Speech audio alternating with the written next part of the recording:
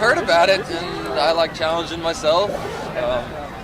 I told them they were real interested, and we just wound up getting a group together. It just looks like something fun.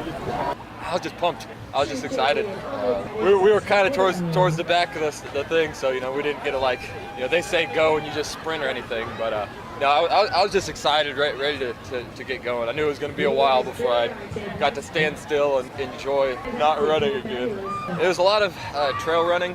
We have a trail over in Auburn that's about 1.5 miles of a lot of stuff similar to this. I would just run that over and over again. And kind of a mix between in long distance running, upper and lower body workouts, a little bit of everything. It was interesting to train for. Once you don't really know if you did it right until you go and do the event. Something like the fire walker. You're breathing in the smoke, but if it wasn't too long, so you could just take a big breath or a deep breath beforehand, jog on through. The worst part of it was probably the second half, and mainly that the thought of having electricity all the way at the end. It's in your mind the whole time you're running. You're like, oh crap. Our goal from the start was, as a group, we wanted to stick together. We weren't going for time or anything, so yeah, we did a lot of walking. You're only as fast as your slowest guy in the group. So we were all staying back together. But if I do it again, I'm going to try to do it. Maybe not for time, but definitely try to go all the way through. Once those tones go off, we got to be ready to go.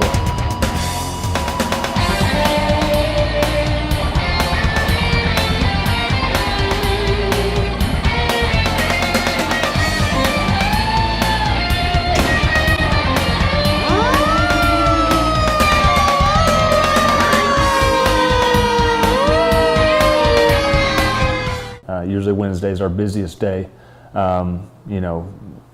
Coming in, we know that Wednesday's going to be busy because we know we have to, check off all our equipment like you guys saw. We run all of our small engines, top off the oil, the gas, things like that. We run the pump on the engine, try to usually flow a little bit of water, and just make sure everything works. This is all about a what-if scenario. What if this happens? What if that happens? So we do a lot of preventive maintenance. We mostly run medical calls, you name it. Stub toe all the way to your, cardiac arrest. We respond to really every call imaginable. Say if it's like a really bad car accident, we have some extrication equipment, but we don't have the depth of equipment that, say, the heavy rescue truck, which is at Station 1.